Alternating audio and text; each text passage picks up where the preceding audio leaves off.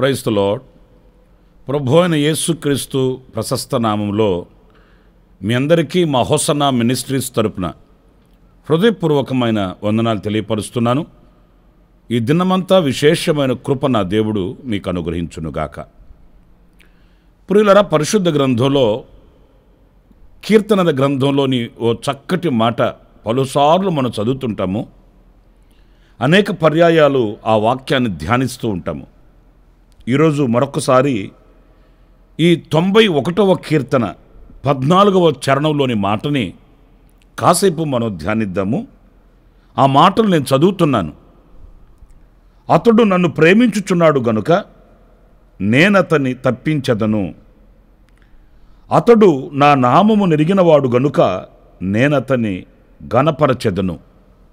ఇక్కడ తప్పించదను, ఘనపరచెదను అనే రెండు విషయాలు మనం చదువుతున్నాము. ఈ రెండు కూడా ఆయనకే సాధ్యం. అంటే మన ప్రభు ఈ రెండు కార్యాలు చేయుటకు సామర్థ్యత కలిగిన దేవుడు అనేది ఈ వాక్యంలో మనం గమనించాలి. ఎందుకంటే తప్పించదను అనే మాట చాలా శక్తి కలిగిన మాట. ప్రతి వ్యక్తికి కొన్ని పరిధులు ఉంటాయి. ఆ పరిధి దాటి ఎవరు కూడా ఏ సాహస కార్యాన్ని చేయలేడు. పరిధి లేని ఒక శక్తి కలిగిన దేవుడే మనం ఆరాధించుచున్న మన ప్రభు అయిన యేసుక్రీస్తు. కొన్ని దృశ్యంగాను మరికొన్ని అదృశ్యంగాను మన ఎదుట నిలుస్తాయి. వాటిలన్నిటిని చూడగలిగిన దేవుడు కూడా ఆయనేనండి. ఆయన అంతటి శక్తి కలిగిన దేవుడు గనుక ఆయన తప్పించుటకు శక్తి గల దేవుడు. రెండవది, ఘనపరచుటకు కూడా ఆయనే శక్తి గల దేవుడు. ఎందుకంటే మనుషుల ఘనతలు వేరు, దేవుని ఘనత వేరు. ఒకరిని ఆయన పెంట దిబ్బలలో నుండి పైకి లేవనెత్తి ఉన్నత స్థలముల మీద నడువ చేస్తాడట. అధికారులతో కూడా వారిని కూర్చుండబెడతాడట. ఇవన్నీ పలుసార్లు మనం పరిశుద్ధ గ్రంథంలో చదువుతున్న వాక్య భాగాలు. అయితే ఈ పూట నేను ధ్యానాంశంగా మీతో చెప్పవలసిన మాట ఏంటంటే, ఆయన మనల్ని తప్పిస్తాను అని చెప్తున్నాడు. మనం ఆయనను ప్రేమించుచున్నాం కనుక ఆయన మనల్ని తప్పిస్తాడట. దేనిలో నుండి తప్పిస్తాడు? అనేక విషయాలు ఉన్నప్పటికీ కొన్ని విషయాలు ఈ పూట మనం ధ్యానిద్దాము. 56వ కీర్తన 12వ చరణంలో మనం చదివినప్పుడు, జారిపడకుండా నీవు నా పాదములను తప్పించియున్నావు అనే మాట మనం చదువుతాము. ప్రియా దేవుని బిడ్డలారా, చూడండి, మన కాళ్ళు జారిపోకుండా, అంటే మనము దేవునికి విరోధమైన కార్యములు సాహసించి చేయకుండా, దేవునికి మనము దూరము కాకుండా, ఆయనకి వెన్నుచూపి లోకానికి ముఖము చూపి దేవుని ప్రేమను విస్మరించకుండా ఆయన మన నడకను, మన మార్గములను, లేక మన పాదములను ఆయన కాపాడుతాడు అనేది ఈ విషయంలో మనం గమనించాలండి. ప్రియులారా, ఈ రోజున చాలామంది ఒకవేళ అంతకు మునుపు రక్షింపబడిన వారు అని పిలువబడిన వారైనప్పటికీ కూడా, క్రైస్తవులు అని పేరు పెట్టబడిన వారైనప్పటికీ కూడా, ఈరోజు ఆ దేవుని ప్రేమను స్మరించలేని, సర్వశక్తి కలిగిన దేవుని యొక్క ప్రణాళికను గుర్తించలేని ఒక వెనుకబడినటువంటి స్థితిగతుల మధ్య చాలామంది కనిపిస్తున్నారండి. ప్రియా దేవుని బిడ్డలారా, ఎందుకు వాళ్ళకి అలా జరిగింది? ఆయన వారిని కాపాడలేకపోయాడా అనంటే కానే కాదు. వాళ్ళు దేవునిని ప్రేమించే ప్రేమలో వాళ్ళు సన్నగిల్లిపోయారు. దేవునిని ప్రేమించవలసిన వాళ్ళు మరి దేనినో ప్రేమించడం ప్రారంభించారు. ఎందుకంటే వాక్యం సజీవమైనది, వాక్యం శక్తి కలిగినది. అబద్ధమాడని సర్వశక్తి కలిగిన దేవుని వాక్యే ఈ మాటలు. అతడు నన్ను ప్రేమించుచున్నాడు గనుక నేను అతనిని తప్పిస్తాను. ఈ రోజున తప్పింపబడలేదు అంటే కారణం ఏంటంటే ఆయనను ప్రేమించవలసిన వాళ్ళు మరి దేనినో ప్రేమించుచున్నారు, అందుకే వాళ్ళు తప్పిపోయారు అనడంలో సందేహమేమీ కూడా లేదు. ఎప్పుడు దేవునిలో మనకు నేరము కనిపించదండి. ఆయన మీద మనం నేరము మోపడానికి ఆధారాలు కనిపించవండి. ఎందుకంటే ఆయన అంతటి నిష్కల్ముషుడు, నిరపరాధి, పరిశుద్ధుడైన వాడు. మనమే ఆయనను ప్రేమించే ప్రేమలో చంచలమైన బుద్ధి కలిగిన వారమై ఉన్నందుచేత, స్థిరత్వం కోల్పోయినందుచేత, ఆయనను ప్రేమించవలసిన ఆ ప్రేమను ఎక్కడో మనం విడిచిపెట్టినందుచేత, ప్రియా దేవుని బిడ్డలారా, మన పాదములు జారే స్థితికి దిగజారుతున్నాము అనేది మనం గమనించి ఆయనను పూర్ణంగా ప్రేమించడం నేర్చుకుంటే మన పాదములను జారిపడకుండా ఆయన తప్పిస్తాడట. ఒకవేళ సాతాను ఎన్ని వంచనలు చేసినా, అపవాది ఎంత కుయుక్తిగా మన పాదములను జారే స్థితికి మనల్ని తీసుకుని వెళ్ళాలని ప్రయత్నం చేసినా ఆయన మనల్ని తప్పిస్తాడు. క్రీస్తు సరళతలో నడిపిస్తాడు. క్రీస్తు అనే బండ మీద మనలను నిలబెడతాడు. గనుక సాతాను సిగ్గుపడిపోతాడు. ప్రభు ఎదుట మనం సాక్షిగా నిలబడగలుగుతాము అనేది మనం గమనించాలి. ఆ పాదములను ఆయన తప్పిస్తాడు జారిపడకుండా అన్నప్పుడు మన ఆ ప్రేమలో, ఆయనను ప్రేమించే ఆ ప్రేమలో మనం సన్నగిల్లిపోకుండా చూసుకునవలసిన బాధ్యత మన మీద ఉంటుంది అనేది ఇక్కడ మనం నేర్చుకునవలసిన ఓ పాఠం. మరొక విషయాన్ని నేను మీతో చెప్తాను. మత్తయి సువార్త 6వ అధ్యాయం 13వ వాక్యాన్ని నేను చదువుతున్నాను. మమ్మును శోధనలోకి తేక దుష్టుని నుండి మమ్మును తప్పింపుము. పురులారా, చూడండి వాక్య భాగంలో శోధనలలో నుండి, అంటే ఆ శోధనను కలిగించే ఆ దుష్టుని నుండి ఆయన మనం తప్పిస్తాడట. సాతాను ఎప్పుడు కూడా శోధిస్తాడండి, శోధనలు తీసుకుని వచ్చి పెడతాడు. మనము విశ్వాసముతోనూ పరిశుద్ధతతోనూ నిరీక్షణతోనూ క్రీస్తు యొక్క శక్తి కలిగిన వారమై ఉండడం ఈ అపవాదికి, ఈ సాతానికి ఎంత మాత్రం ఇష్టం ఉండదండి. మీరు ఆదిలో చూడండి, ఎంత అల్లారు ముద్దుగా ఉన్నారు దేవునితో.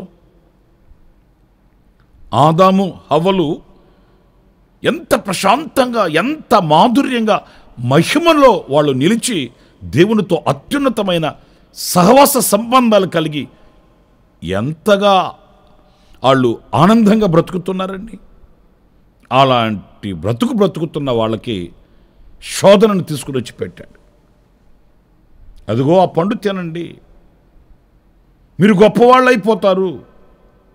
అదే ప్రయత్నం ఈనాడు కూడా సాతానుగాడు చేస్తున్నది. ఇదిగో మీరు ఈ లోకానుసారంగా బ్రతకండి, మీకు ఘనతలు వచ్చేస్తాయి, మీరు ఇలా జీవించండి, మీకు మెప్పు కలుగుతుంది, ఇదిగో మీరు ఈ పని చేస్తే వాళ్ళకంటే వీళ్ళకంటే గొప్పవాళ్ళు అయిపోతారు. ఎలాంటి శోధనలు శోధిస్తాడు సాతాను. నా ప్రియమైన సహోదరులారా, అయితే మనం ఆయనను ప్రేమించిన వారిమే అయితే ఆ సాతాను యొక్క శోధనలలో పడకుండా ఆ దుష్టుని నుండి ఆయన మనల్ని తప్పిస్తాడండి. అంటే మనకు వివేకం ఇస్తాడు.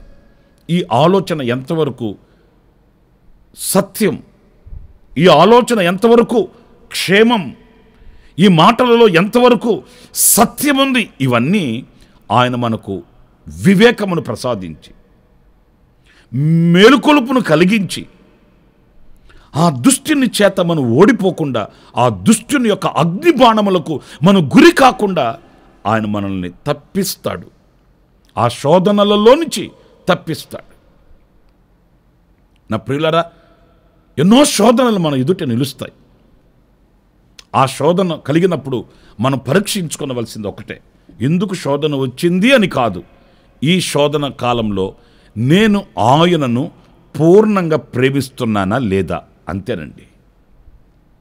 మనం అది విడిచిపెట్టి నాకు శోధనలు ఎందుకు వచ్చాయి, నేను కానుకలు ఇస్తున్నాను, నేను చర్చికి వెళుతున్నాను, నేను వాక్యం చదువుతున్నాను, నేను ప్రార్థన చేస్తున్నాను, మంచిదే, కాదనట్లేదు.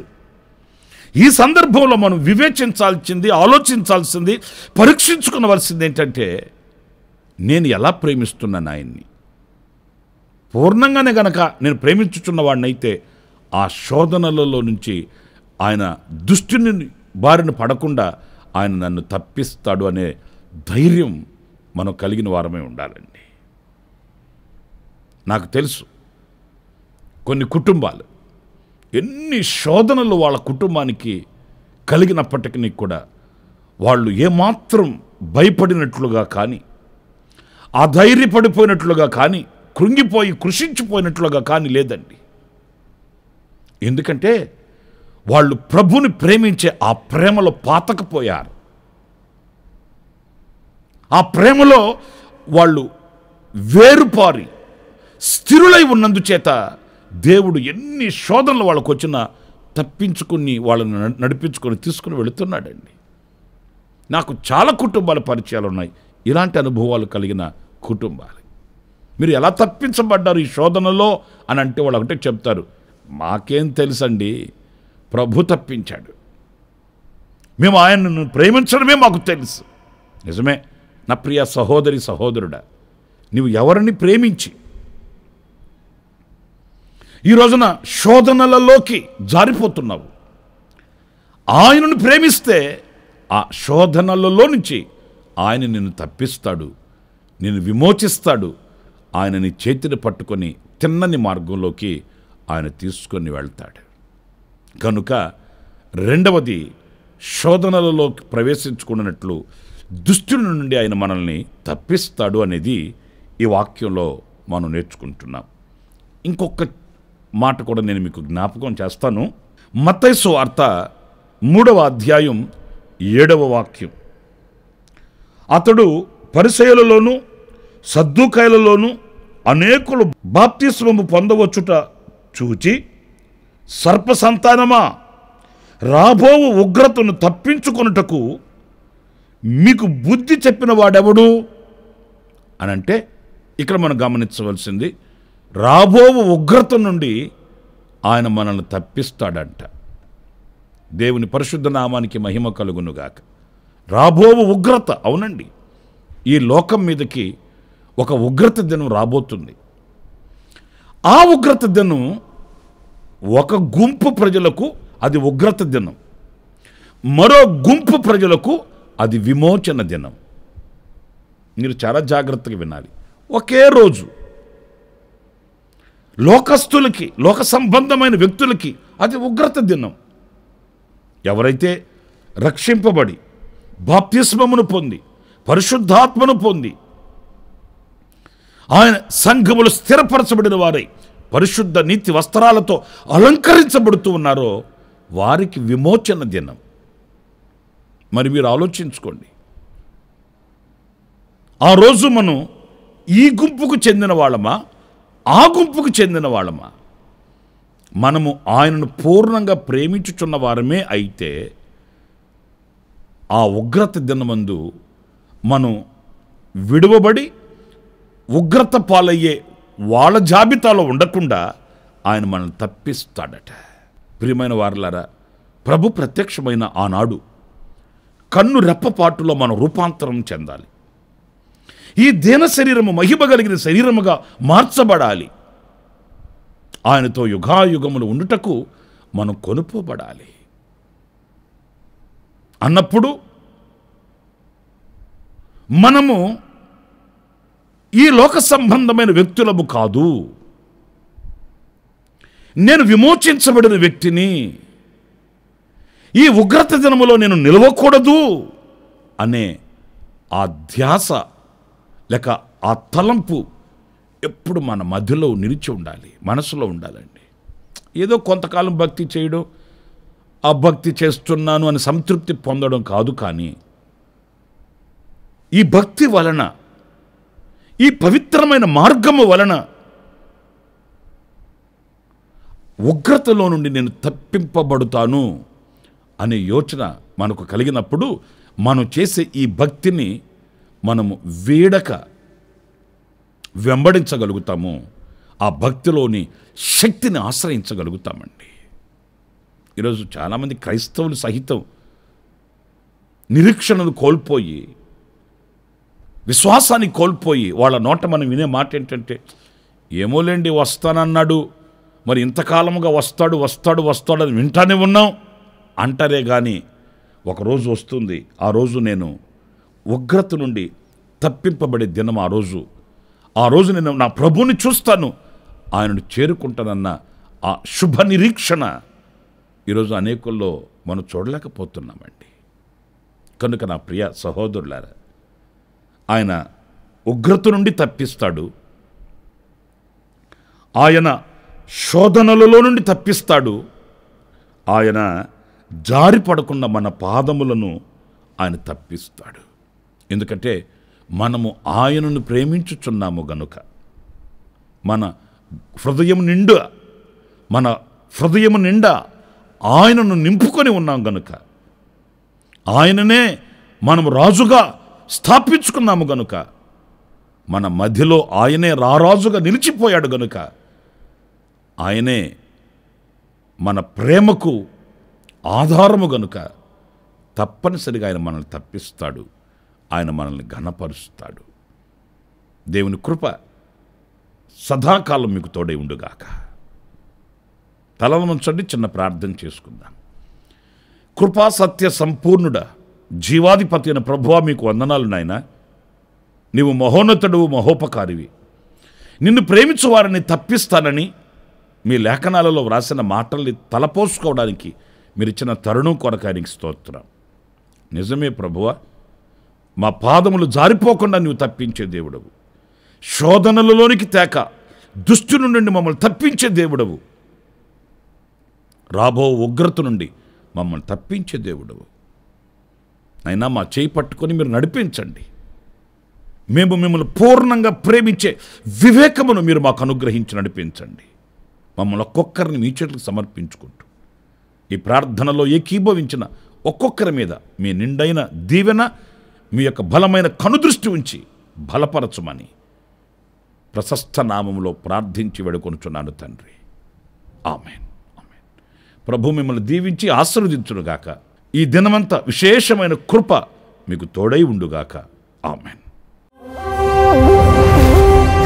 ప్రతి దినము ఈ అనుదిన కృపాను సందేశాల కొరకు, ఇంకా మరిన్ని ఆత్మ సంబంధమైన సందేశాల కొరకు ఈ మా యూట్యూబ్ ఛానల్ ని సబ్స్క్రైబ్ చేసుకోండి. Pastor Ramesh ministries.